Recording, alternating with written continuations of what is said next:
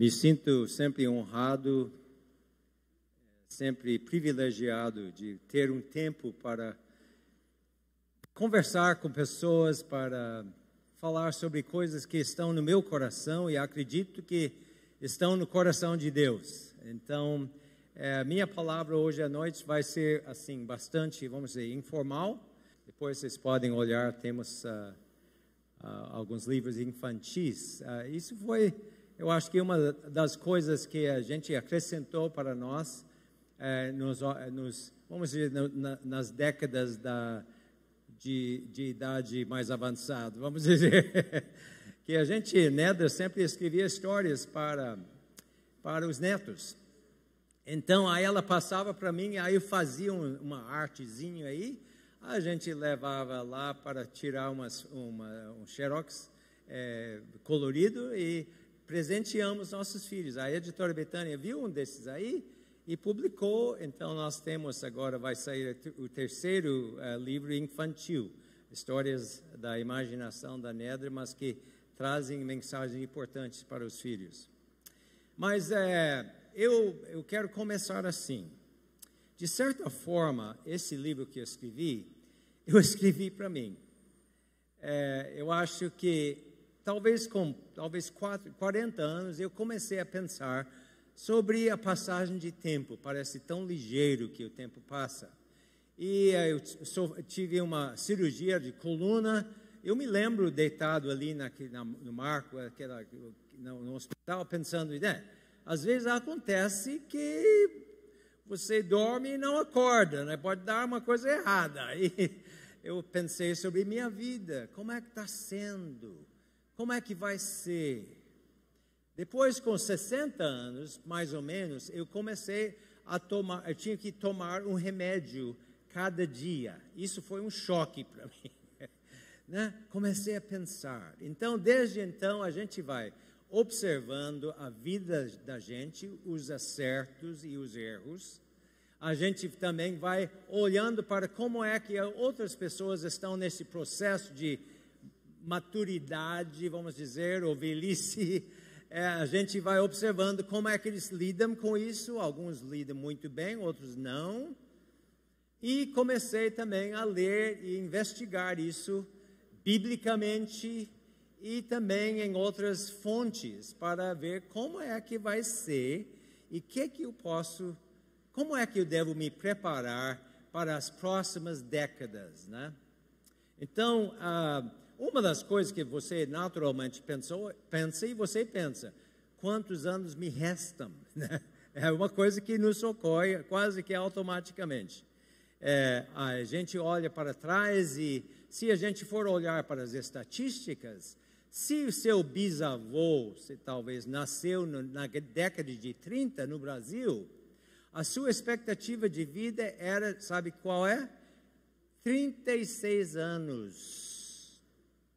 Que coisa. Hoje, a criança que nasce hoje tem uma expectativa de vida no Brasil de 75. Então, muito disso é devido à mortalidade infantil, mas também a medicina melhorou e podemos ter uma expectativa de vida mais longa. Agora, tem um negócio interessante que eu não sabia disso até quando comecei a trabalhar esse livro. Com a passagem de tempo, sua expectativa de vida sobe. Então, se você hoje está com 40, sua expectativa foi de 75 para 76,1. As mulheres sempre ganhando, né? As mulheres vão para 81. Está com 50, vai para 77. 82 para as mulheres. Está com 60, sua expectativa de vida já é 80. Mulheres 83. E assim adiante. Então, isso é uma coisa que, como seres humanos, automaticamente nós pensamos sobre isso. E eu quero viver mais. Eu vou já ser franco com vocês. Eu tenho mais do que 50 anos. Estou sendo franco com vocês. Não, eu vou fazer 75 daqui um mês, mais ou menos. Cara, não é possível. Eu olho no espelho e digo, não, é verdade mesmo. Mas eu quero durar mais tempo. Eu não sou tão santo como Paulo, que para ele tanto faz. Eu estou a fim de viver mais uns anos ainda. Estou sendo honesto com vocês. Mas eu não quero só sobreviver. Você também não quer isso. Sobreviver é uma coisa. Viver é outra. Então eu quero ser uma pessoa ainda produtiva por mais alguns anos. Eu quero trazer alguma glória para Deus. Eu quero desfrutar a minha família. Eu quero conhecer talvez lugares novos, fazer uma coisa diferente. Né? Eu quero viver. Eu creio que Deus quer isso da nossa vida. Então, o que eu fui descobrindo, não tem assim nenhuma fórmula mágica, não é? Para envelhecer bem.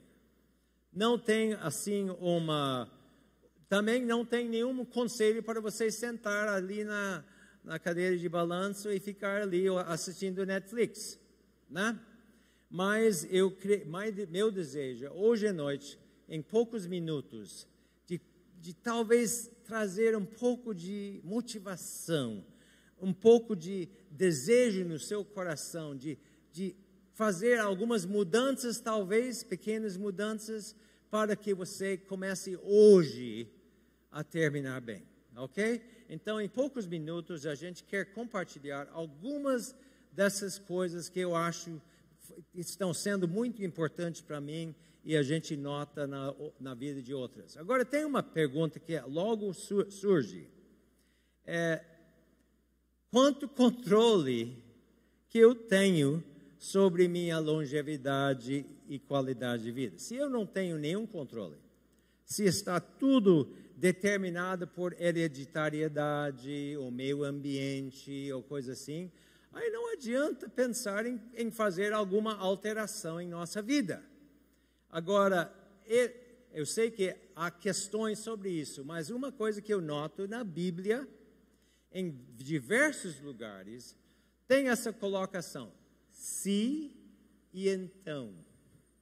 Então, isso já põe alguma responsabilidade sobre nós. Por exemplo, usa em Salmo 92, quando fala os justos e os ímpios, e o texto fala os justos, não os ímpios, florescerão como palmeira, na velhice darão fruto, permanecerão viçosos e verdejantes. Então, tem outros textos semelhantes a isso, dando a ideia de que nós temos um papel, sim, na forma que nós vamos indo para o fim da nossa vida. As pesquisas também dizem a mesma coisa. Desculpe, eu vou ter que pegar um pouco de água aqui. As pesquisas também dizem isso. Eu consultei uma pesquisa que eu achei fenomenal. A Universidade de Harvard, nos anos 30, selecionou mais de que 800 jovens estudantes e mais algumas pessoas da redondeza lá, de menos elitizadas, e eles acompanharam essas pessoas da década de 30 até a morte, periodicamente fazendo entrevistas, exames médicos e tal, para ver quais os fatores que levam para uma vida melhor, mais para o fim. Então, essas pesquisas são muito interessantes. Pesquisa feita não por pessoas cristãs, né, nada assim, mas as pesquisas indicaram que hereditariedade e ambiente, claro, tem um papel, mas em relação, por exemplo, a DNA, que às vezes a gente pensa, Nedra, por exemplo, a mãe dela foi até 99, né? Meu pai morreu de coração com 59. Então, às vezes a gente olha assim, eu acho que meu DNA vai ter a resposta. Interessante que foi a conclusão deles em relação ao DNA. Eles falaram que é um fator real, mas há uma fraca correlação com velhice vigoroso, especialmente depois de 75 anos. Interessante isso. Então, aparentemente, nós temos algum papel. Em relação ao meio ambiente, que era poluição, etc. e tal, ou talvez trauma de infância, ou dificuldades nos primeiros anos da vida, também são fatores. Mas, diz assim, não eram bons indicadores da qualidade de vida a partir de 70 anos. Então, conclusão. DNA, claro, tem algum fator. E também o meio ambiente, mas não tem a última palavra. A conclusão de um desses pesquisadores do Harvard foi a seguinte: ter uma velhice vigorosa ou não depende mais de nós mesmos do que das estrelas ou nossos genes. Interessante. Então, isso, de certa forma, traz uma esperança para nós, né?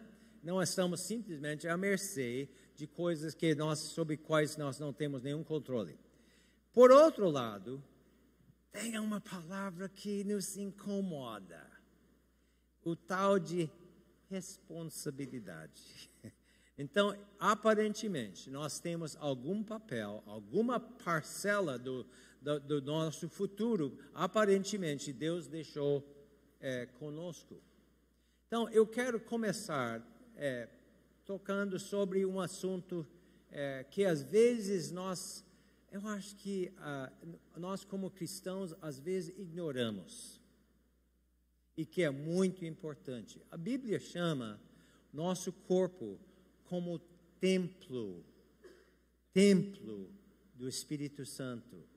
Mas às vezes nós temos o que eu chamo de uma distorção piedosa a respeito do nosso corpo. Nós falamos, esse corpo aí vai envelhecer e vai para... O importante é meu espírito, é minha alma, e esse corpo não vale nada. Olha, isso não é bíblico. A Bíblia não ensina isso. A Bíblia ensina que nosso corpo é muito importante, é o templo do Espírito Santo. Então, por exemplo, como é que nós sabemos? Bom, em primeiro lugar, este corpo, o seu corpo aí, não vai ser aniquilado. Nós não vamos para o céu flutuando como anjos lá nos ares. Nós vamos ter um corpo, nós vamos ser ressuscitados. E nós vamos ter alguma coisa semelhante ao que temos agora. Alguma coisa diferente, mas pelo que entendemos, vamos ter um corpo como Cristo tinha, né? Depois da ressurreição, que comia, vivia, assim, normalmente podia ser tocado. Então, essa é uma das razões, nós vamos ser ressuscitados. Então, isso já diz que o templo vale alguma coisa para o cristão. Em segundo lugar, se você pensar bem, hoje, na Santa Trindade, existe um corpo humano, não é verdade? Deus Pai, Deus Espírito Santo, Deus Filho, que diz que vai voltar da mesma forma que ele saiu. Então, o corpo nosso não é para ser descartado, ignorado. Então, e a gente não ignora também, né? A gente fica preocupado quando tem uma dorzinha.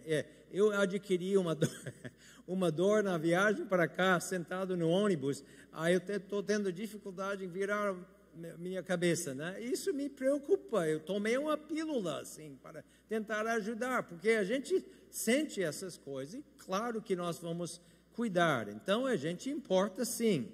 Mas se nós queremos manter o templo ao longo tempo possível e ser útil e evitar de ser, assim, dependentes por tanto tempo, a gente tem que começar agora.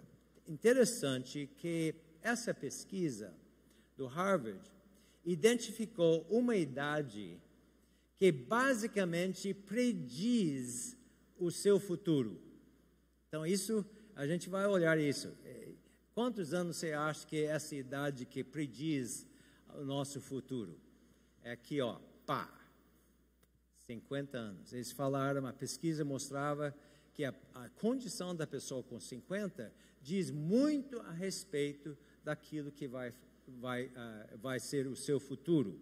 Então, isso tem duas coisas que a gente deve observar. Primeiro, mesmo depois de 50, as pesquisas mostram que você pode melhorar, você pode cuidar, você pode, ser mais preparado para o futuro, você pode desenvolver ainda mais força cardiovascular e outras coisas. Mas, para os que estão abaixo de 50, é importante não começar com 49, certo? Então, a gente começar cedo a cuidar deste corpo. A pesquisa mostrou que há 4 fatores determinantes, mais determinantes, não, nenhuma novidade, que todos nós sabemos isso. Fatores essenciais. 1, não fumar, obviamente. É muito difícil isso ser um problema para o mundo evangélico. Não abusar de álcool. Também, tranquilo, né?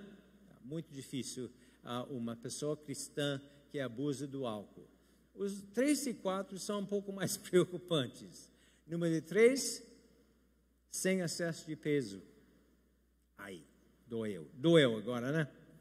E prática de exercício. Então, são as coisas que são mais determinantes no cuidado do nosso templo.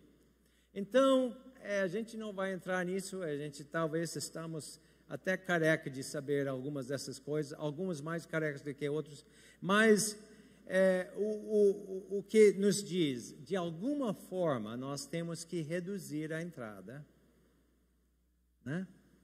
E aumentar a saída, para que a gente não viva com excesso de peso. Nós não estamos falando aqui sobre a estética, nada assim, estamos falando sobre saúde, não é?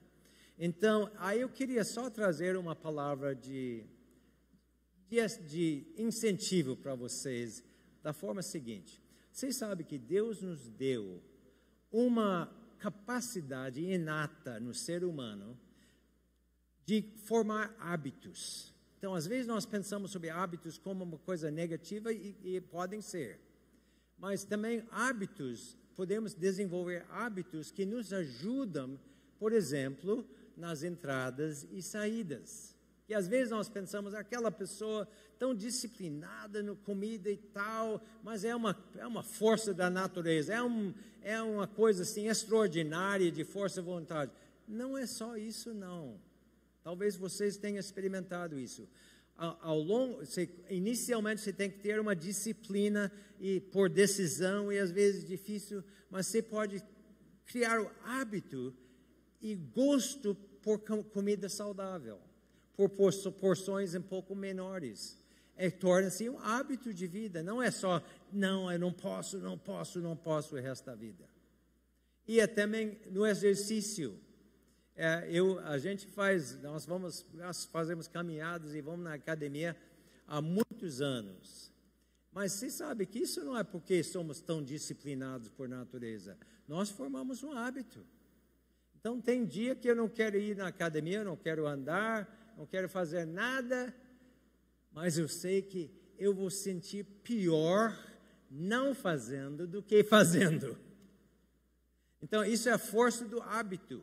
Então, fala-me quanto tempo para formar um hábito. Às vezes, por disciplina, sim, talvez até ajuda de outra pessoa, eu vou ter que me disciplinar mesmo por 2 meses. Falam 66 dias, eu vi uma estatística esses dias. Às vezes é um pouco mais do que isso, mas a gente pode formar novos hábitos. E isso nos ajuda a cuidar desse templo. Isso é algo espiritual, irmãos. Isso não é coisa assim da carne. Isso é que Deus nos presenteou com este corpo. Isso não garante que nós nunca vamos ficar doentes. Não. Eu fui surpreendido 2 anos e meio, ou um pouco mais, que eu tinha câncer. Eu tentei fazer tudo saudável, mas acontecem as coisas. Mas graças a Deus, a gente pode fazer pequenas mudanças. E este corpo também, não é que não tem nada espiritual. Pense bem, quando você está cansado, ou você teve Covid e estava ali vomitando alguma. Essa não é uma boa hora para a sua vida espiritual, não. Então, nosso corpo é intimamente conectado com a nossa vida espiritual. Nossa vida espiritual afeta o corpo e o corpo afeta a nossa vida espiritual, porque somos uma unidade só. Então, desafio e esperança. Quem sabe Deus queria que você fizesse algumas pequenas mudanças para poder cuidar desse templo. Às vezes sentimos que devíamos ter começado antes, né? No Shard aí. Outra coisa, outra área para a gente trabalhar. Isso é talvez a coisa mais óbvia para nós na igreja. Nosso crescimento espiritual. Então, como nós falamos, nosso corpo tem muito a ver com a nossa vida espiritual e vice-versa. A pesquisa de Harvard, homens totalmente seculares, eles, assim, tinham que admitir que a fé, a prática da fé, tem um efeito na longevidade e felicidade da nossa vida. Interessante. Eles tentaram usar, na pesquisa, usavam assim palavras difíceis e falou bonito e não sei o que, científico, mas interpretando claramente, sabe o que falaram? A pessoa que vive a sua fé vive mais tempo e tem uma qualidade de vida melhor. Então, não é para nos surpreender, né, irmãos? Não é? Que a forma, então nós precisamos estar sempre desenvolvendo nossa vida espiritual. Nós ouvimos na escola dominical muito sobre isso, a santificação. A gente tem esse negócio aqui, ó. Então, isso aí é fundamental para o nosso futuro. Então, isso é um fator que eu acho que vocês estamos conscientes disso. Outra área que a gente precisa trabalhar, isso ficou óbvio nas pesquisas e também no bom senso. Precisamos uns dos outros. Né? Solidão, como o pastor mencionou, pode ser mais perigosa para nosso bem-estar quanto obesidade e cigarro. Então, a gente sabe que isso aí, nós fomos feitos como pessoas relacionais. E às vezes nós não cuidamos tão bem dessa parte. Ficamos agitados, correndo para lá e para cá, e temos que pagar a conta, e às vezes a relação de marido e esposa não está tão bem. Uma coisa que eu aprendi muitos anos atrás. Esta mulher linda aqui, a minha esposa, agora vamos fazer 54 anos de casado, já pensou, rapaz? E ela tem que ser a pessoa mais importante na minha vida. Eu tive um ex-aluno que falou, logo que ele casou, na lua de mel, ele queria ir para uma conferência. Já pensou? Ele queria ouvir pregador feliz, algum famoso. Isso marcou o seu casamento. Porque a esposa viu isso como uma concorrência, que ela estava também em segundo lugar, depois da sua vocação como pastor. Então, esta mulher tem que ser, e nossos filhos. Eu nunca ouvi alguém lamentar porque gastou tempo demais com os filhos. Muitos lamentavam que eu gastei muito tempo no escritório e não o suficiente com os filhos.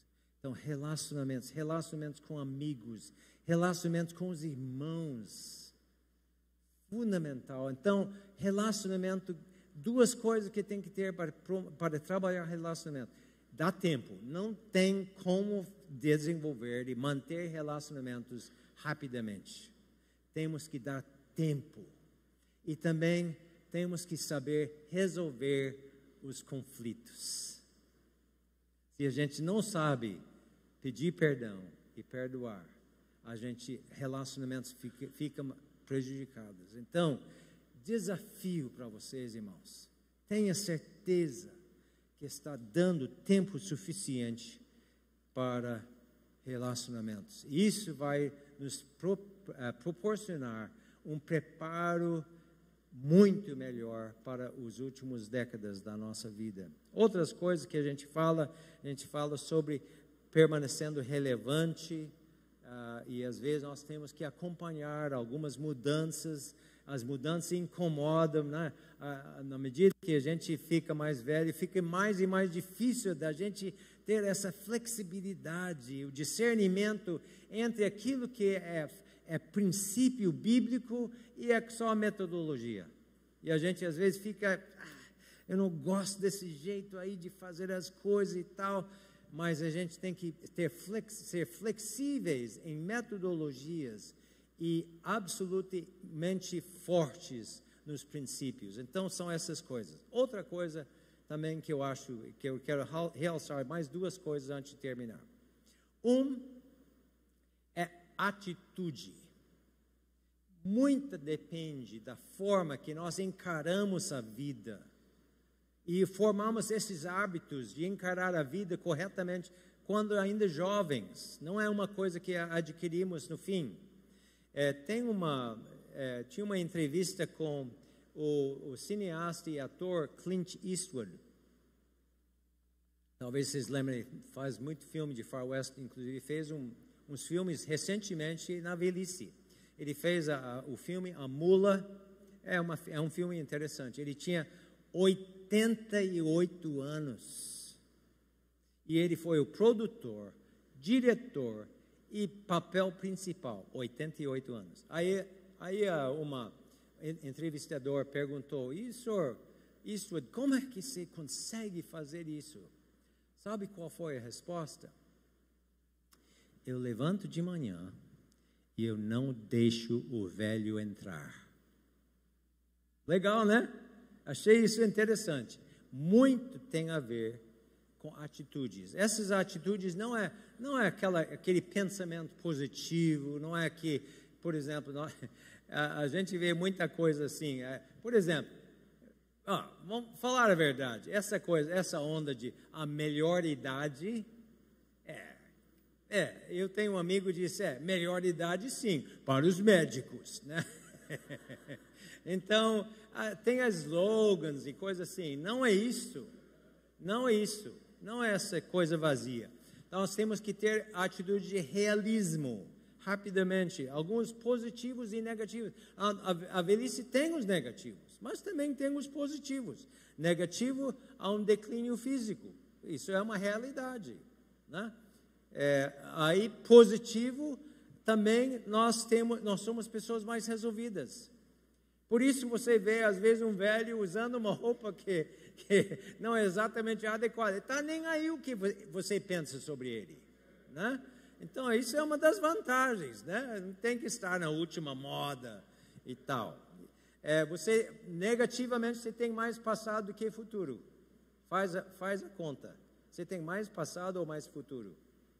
Né? Eu tenho muito mais passado do que futuro. Mas esta coisa de futuro ilimitado leva a gente, às vezes, a ser mais urgente nas coisas que a gente vai fazer. É uma vantagem. O que eu vou fazer, tem que fazer agora, uai. E também, idoso não é exatamente um elogio, né? Mas, caráter comprovado dá credibilidade. Então, tem os negativos e positivos.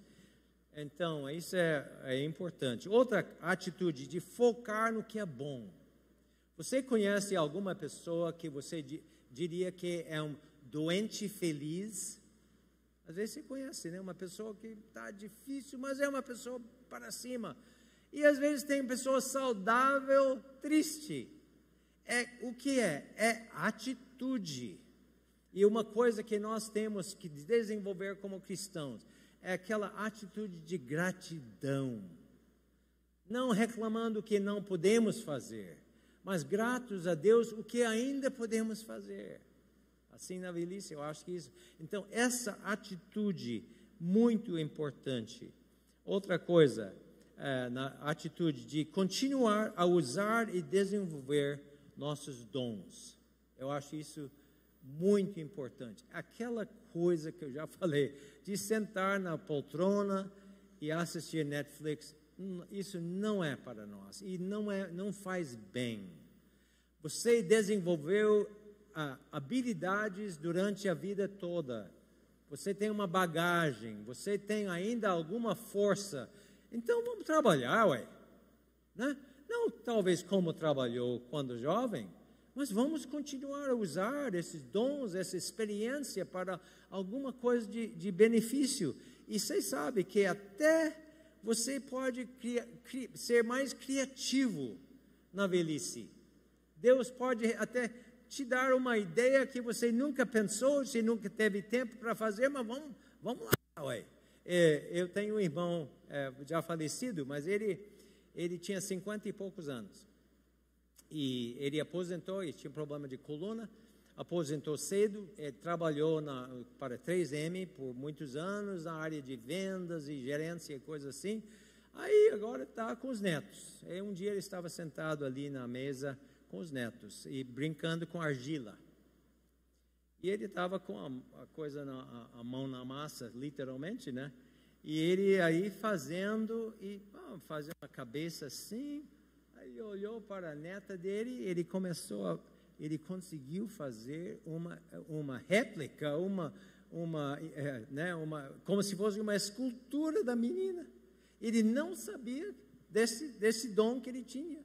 Então ele foi escultor. Nos últimos anos ele fazia bronzes de cenas do Far West, de cowboy, cavalo e coisa assim, fez até exposição. E não sabia que tinha esse dom. Então, quem sabe o que pode ainda a gente usar, mas não ficar sentado ali, né? Então, continua trabalhando, continua criando. Eu coloquei algumas coisas sobre criação, a gente não tem tempo para olhar para isso. Mas, para terminar, eu acho que é uma atitude muito importante, chave para a nossa vida, é viver com um propósito mais amplo. Não viver apenas para sobreviver. Não viver para evitar o incômodo, mas viver para alguma coisa além de mim. Tem um estudo sobre alguns lugares no mundo, talvez você já ouviu falar, as zonas azuis. Tem alguns lugares, 5 nessa pesquisa, onde as pessoas vivem mais tempo e vivem melhor. Então, os pesquisadores vão para esses lugares. Então, eles acharam, assim, o que você esperava, né? Era um clima saudável, eles tinham uma vida social legal, eles eram pessoas que tinham bom cuidado médico, dieta legal, coisa assim, que a gente esperava. Mas uma coisa que eu achei interessante, um dos fatores nessas zonas azuis era pessoas que viviam para um propósito fora deles mesmos. Então, pensando sobre isso, nós como cristãos, é a essência da vida cristã, não é? É viver para alguma coisa, não para mim, mas uma coisa muito maior. A Bíblia, Jesus disse, o grande mandamento é o quê? Amar a Deus com tudo. Então, nós como cristãos, que propósito que nós temos? Nós podemos ser mais e mais parecidos com Jesus para o resto da vida. De vez em quando, eu e Nedra vamos para uma quadra lá e jogamos um pouco de basquete. É patético até, uma qualidade de basquete que você não queria assistir. Mas a gente se diverte jogando aquela bola e tal. Se eu fosse me dedicar a basquete, vamos supor, 2 horas por dia, vou treinar basquete. Eu vou ser péssimo. Já é tarde para isso, eu nunca fui bom de basquete.